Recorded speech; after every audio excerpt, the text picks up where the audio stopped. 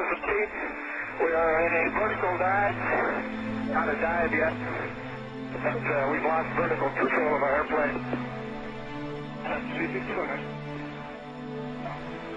We're at 23.7. Request. Yeah, we got back under control there. Oh, yeah. Okay. 261, city altitude, you'd like to remain at 261, maintain block altitude by level 200, through by level 250. Last 261, we'll take that block, we'll be monitored for you. Last 261, over here with you, yes, sir. Yeah, like I said, we can send that airplane quite high enough, that wasn't fun. Zero Delta, sir, I just had to keep your eye on these pretty bad problems up to right now. As far as we know right now, just that difficult to 72,000. Keep your eye on it. I knew nothing. I knew nothing. Please get started and do a communication plunge.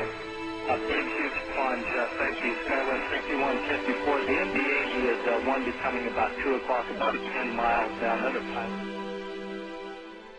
This accident and other unsafe airline situations could have been easily avoided if the FAA and Alaska Airlines had listened to Mary Diefendorfer, a former FAA Principal Operations Inspector, who from 1993 to 1997 oversaw the team of inspectors who regulated Alaska Airlines operations functions. When Mary or any member of her team discovered a regulatory violation, she was responsible to ensure that the airline was held accountable, fix the deficiencies, and reverse any negative safety trends that the violation reflected. In August 1993, Mary discovered that the Vice President of Flight Operations at Alaska Airlines had falsified his own pilot training records.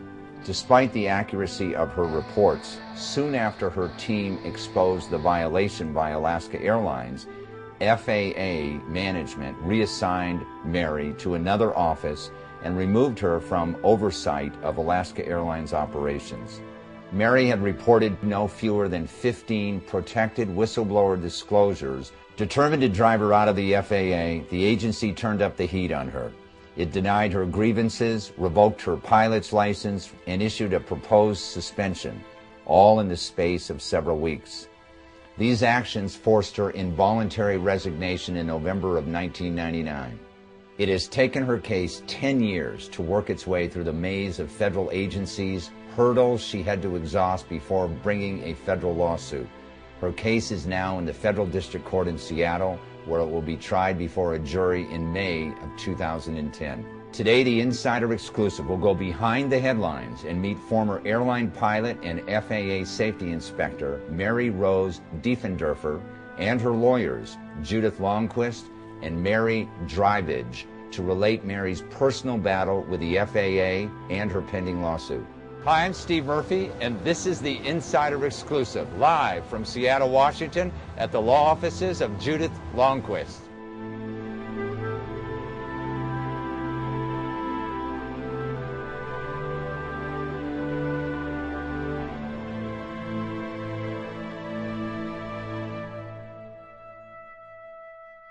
It is my great pleasure to introduce the lawyers for Mary Rose, Judith Longquist and Mary Drivage. Welcome to the show, Judith. Thanks, Welcome Steve. to the show, Mary. Thanks.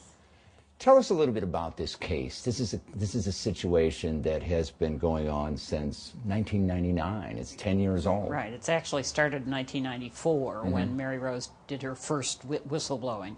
She was a principal inspector of operations for the FAA, assigned to inspect Alaska Airlines here in what they call the Northwest Mountain region.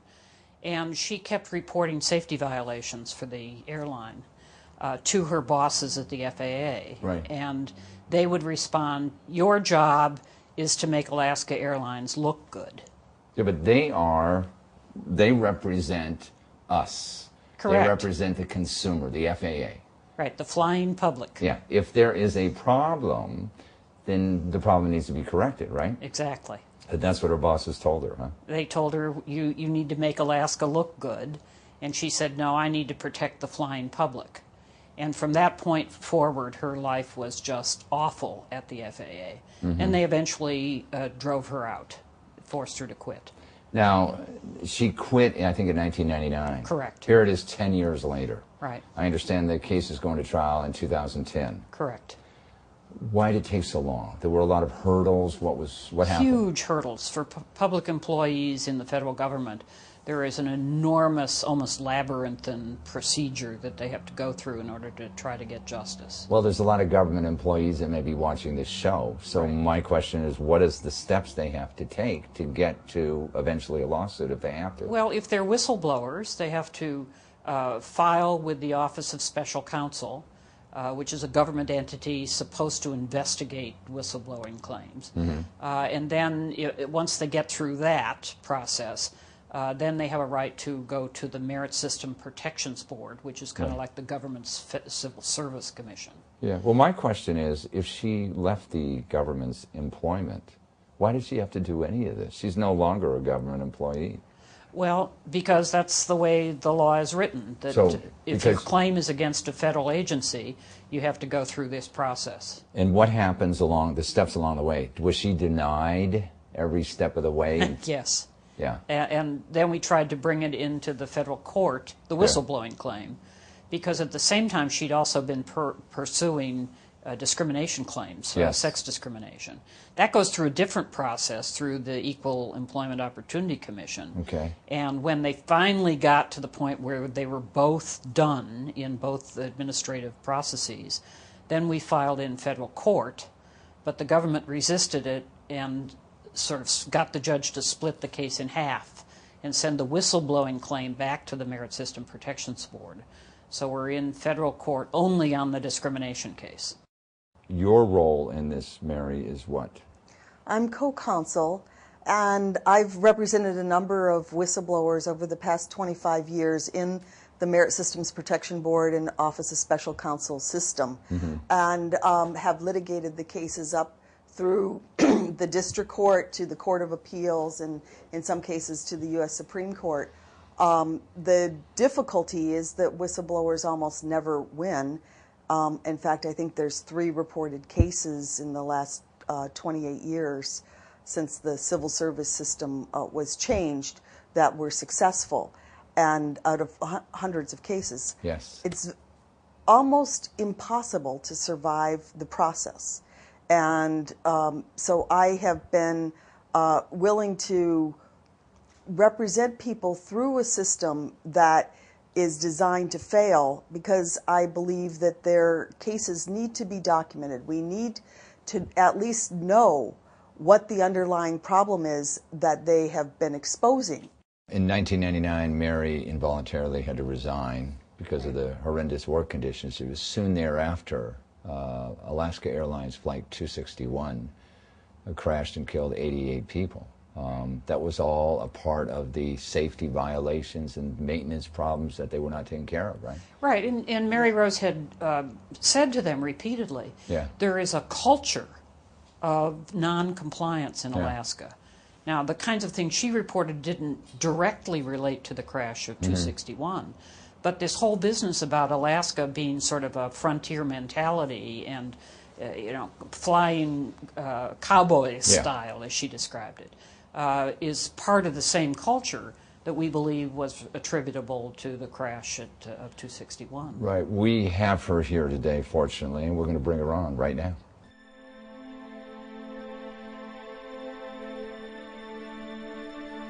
It gives me great pleasure to introduce Mary Rose Diefendorfer. Welcome to the show. Thank you. It's very nice to meet you, Steve. What an odyssey you have traveled over the last 10 years, actually longer than that, because you came to work in 1993 for the FAA. But before that, tell our audience a little bit about the fact that you're actually a pilot since the age of 14, aren't you? Yes. I began my aviation career when I was 14 years old, not knowing it at the time that I was going to have an aviation career. I just liked to fly. My dad was a pilot, and I flew with him on weekends, and it just snowballed from there. Every time I got in an airplane, I wanted more. You actually became a full-fledged commercial pilot, didn't you? Yes. For Texas? For Texas International, which later became Continental Airlines. We merged with Continental. And then you flew for how long, commercially? I was employed by the airline for 8 years, just under 8 years. What made you decide to change courses in your career and go to work for the FAA? mainly due to the economic times and my good working relationship with the FAA. Okay. Good working relationship in what way? Well, as a pilot, we saw the FAA a lot. They came to our check rides and they observed us. They flew with us in the airplanes. Right.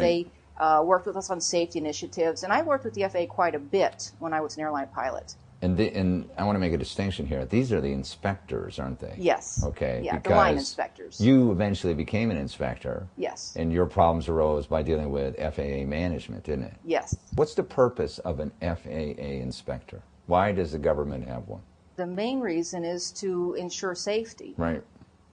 To make sure that the airlines are following the regulatory compliance that they should be, and that the passengers who fly can rest assured that they're safe when they get on an airplane. I became an inspector in 1988. Okay. And you rose to the position of kind of a supervisor, right? Yes, a supervisory principal operations inspector. And your primary responsibility was overseeing Alaska Airlines? Yes, from 1993 to 1997. And this is where your odyssey begins, kind of, isn't it? Yes. Because what ensued? Tell us some of the initial problems you had doing your job, overseeing some of the safety issues with Alaska Airlines.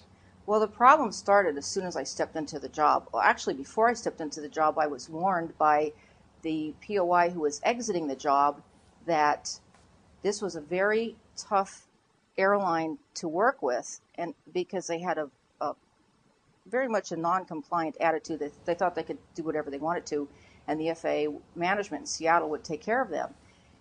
And the other side of the coin was that the FAA management in Seattle were very partial to the airline. So I was warned not to take the job, but I took it anyway.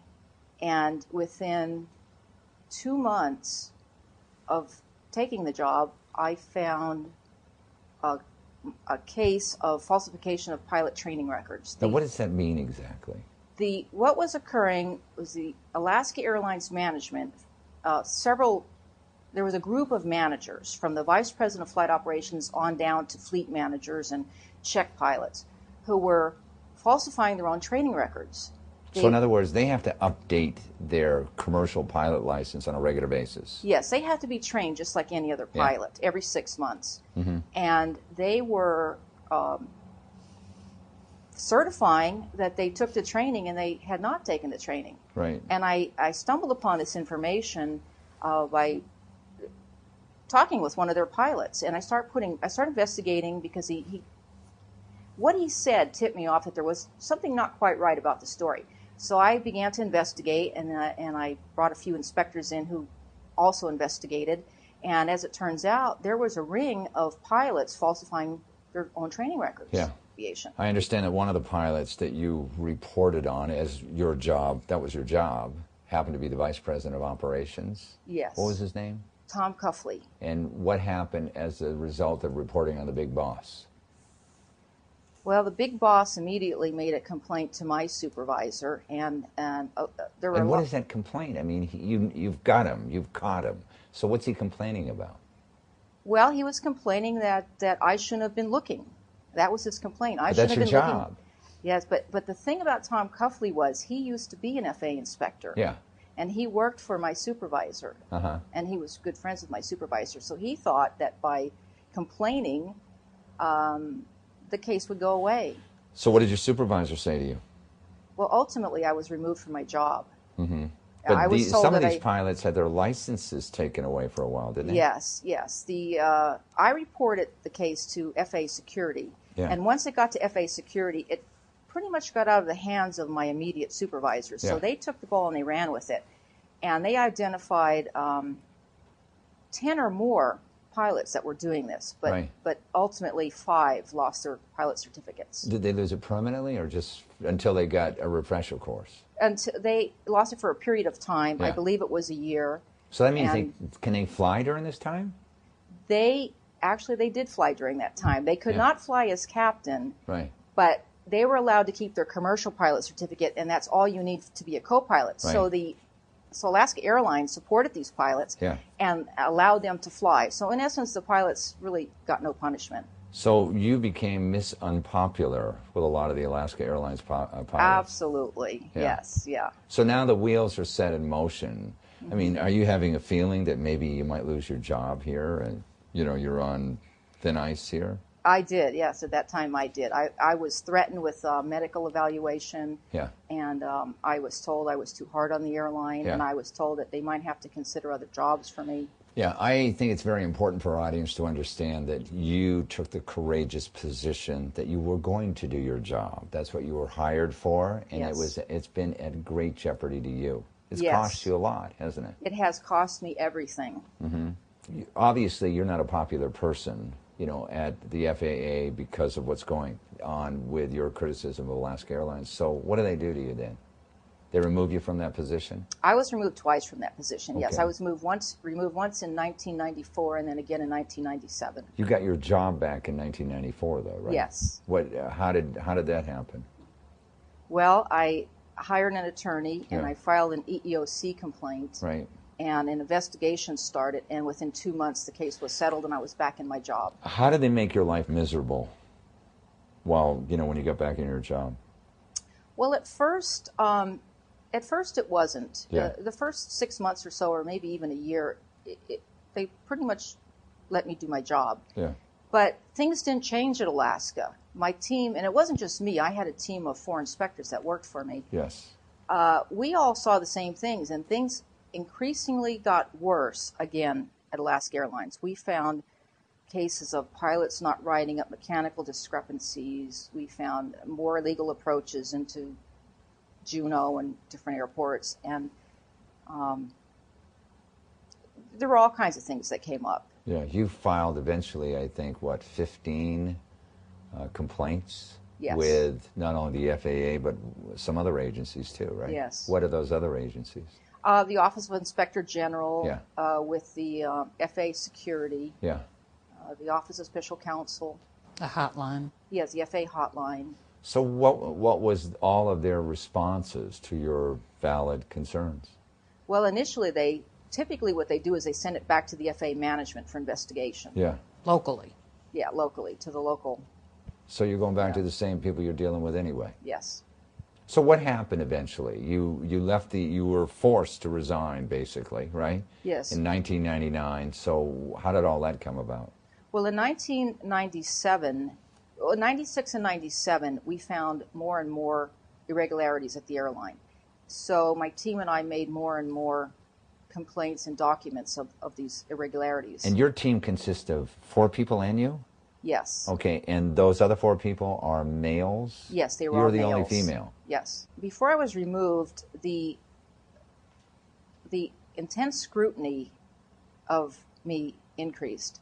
I was restricted from processing violations. I was told I was too hard on the company. I was sent to, they call them facilitated sessions, but I call them reprogramming sessions. Re-education camp. Re-education camp. That's We had exactly that in it. Vietnam. Yeah, that's what it was, and Yeah. it was Get to your head straight. it was to scare me Yeah. and to scare everybody else. Well, what do you mean scare you? How would it scare you? You mean because the threat of losing your job? Yes, my Okay. career was at risk, and I was told by FAA management that my career was at risk if How I did they didn't say change. that? How did they say that to you exactly?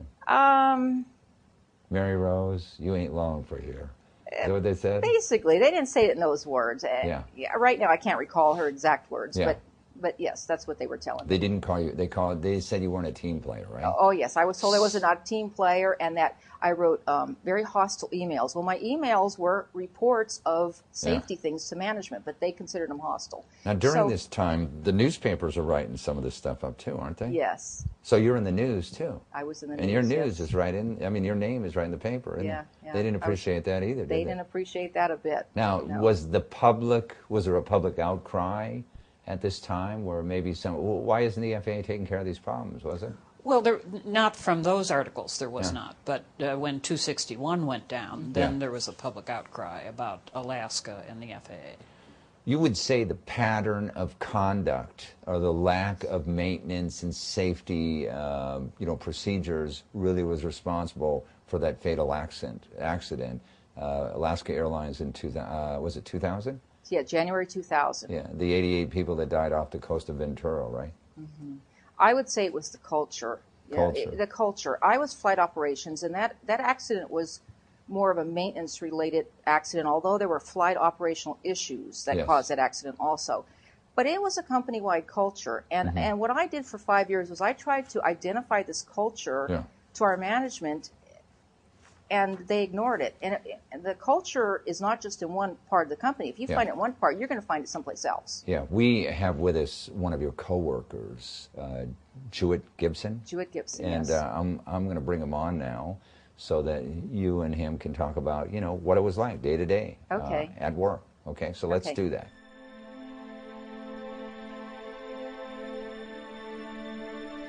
It's my great pleasure to introduce Jewett Gibson. Welcome to the show, Jewett. You worked with Mary for many, many years as an FAA inspector. What was it like? What did you see everybody doing to her? It presented a case that seemed like people were biased against her, and I think maybe it could be because she is a lady at that time, and we still didn't have that many female pilots that had moved up in the ranks. Mm-hmm. Did you see, like, any specific thing? She didn't get promoted, she got harassed? One of the things I saw, I was at regional headquarters at the time, and she pursued complaints and violations against pilots at Alaska Airlines. Yeah. And when she did this, there were complaints registered against her, and they felt that they should not, that she should not pursue those complaints. Yeah. And I went down at the time, and I was, as I said, at regional headquarters. I wasn't working with her. I was basically overseeing the different districts. And at that time, I saw her removed from her position when actually she was doing an outstanding job. Mm-hmm. And after observing that for nearly a year, I thought she had done such an outstanding job, I actually put her in for regional recognition. And when I did so, she actually got the regional, and then she also got national recognition for doing an outstanding job. So while people are complaining about her, she's getting recognized by the same agency, is that right? Exactly right. So how did it come to pass where they forced her out? Well, the first time she got reinstated, and I think that had to do with some of the things that I saw at that time, that she was doing an outstanding job. Yeah. And years later, I actually went down and took a step down in my career to go down and work as what they call an aircrew program manager. Mm-hmm. And at that time, I actually observed them come in without notice or any advanced knowledge and remove her from her seat. What do you mean remove her from her They seat? basically closed her cubicle up that she had all of her office and told her she had to leave. You mean while she's there, While you're she is sitting there. at your desk, No notice. they come in and they say, get up? Yep. They said, your job is now someplace else. Leave immediately. Your Don't job take is anything with you. someplace else. What's that mean exactly? Do you say where? I did. I said, they said the regional office. Go up to the regional office and report to your new supervisor. Are you allowed to take your things with you? I was allowed to take nothing, and within 2 hours, my computer was erased. And what, All my files, what all my violation part files. of the FAA did this? That came, I think, from actually from the staff that I used to work for, Yeah. regional headquarters. And they presented it down to the Flight Standards District Office Yeah. and said, and they could make that look like it's a promotion. You know what I don't understand, and maybe you can enlighten me on this, is why Alaska Airlines has so much influence with the FAA. Why? They're supposed to be, the FAA is supposed to be an overseer.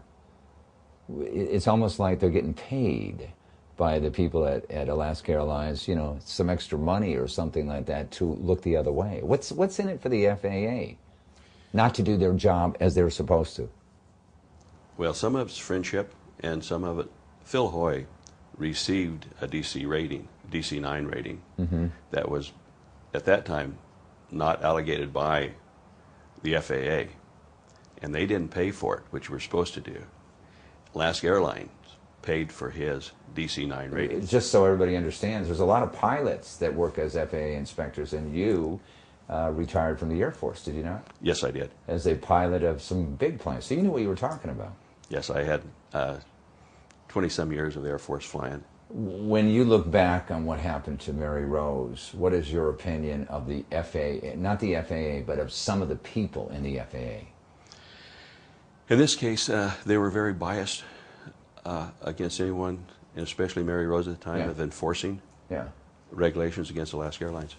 You, since 1999, have had a lot of difficulty getting a job in air safety, an air safety position with anybody, right? With any airline or whatever. Is that because you're on kind of a blacklist? I think so. My name is out there on the web, obviously, and I think that really hurts. Yeah. I did get a job right after the FAA with an airline called Pro Air, and they're based here in Seattle. Yeah. I went to work for Pro Air, and the FAA regional office immediately had a meeting and decided that they didn't like the changes in management at Pro Air, so they were going to go after Pro Air, and I was the only change in management. Within 6 months, Pro Air was shut down. And this is not an uncommon thing, and this happens in other offices. Interesting. Boy, this is amazing, and I want to thank you very much, Jewett, for coming on the show, and I want to thank you very much because we're going to bring your lawyers back right now.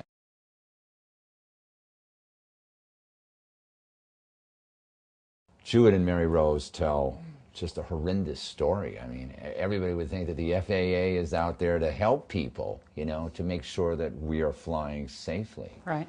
And you only heard a little bit of it. There's a lot more behind their story that they told you today. The other part of her story is the fact that she had the courage to stand up and do her job. And she has paid for it for the last 10 years, right? It's taken a terrible toll on her. She not only has severe emotional distress, but it's taken a toll on her physical body as well. Yeah, somebody's personal life, you know, I mean, let's face it, you lose your job. Right. You got to have a, you know, if you're married, the person says, what are you doing? You know, you're not going to change anything, right? You hear that a lot. You're not going to change anything. So why don't you just protect your job? You know, do what you can within the system. And yet she forged ahead because she considered these safety violations, you know, important to change. Exactly. Right? Yes. Whistleblower suits in general, as you mentioned earlier in the show, they're tough to win, aren't they? Well, what's really tough about these cases is not only are you in a no-win situation, but if you've devoted 10, 15, 20, 25 years of your life to specialized expertise, and you're not replaceable, you can't put somebody in the job with 6 months experience and have the job done correctly.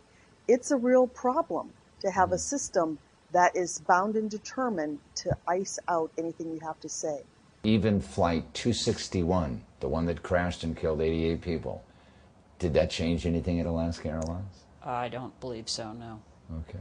Well, listen, I've enjoyed having you on the program. You are bringing a truth out that needs to be brought out, and I want to thank you very much for being on the program, and thank you, Mary, too.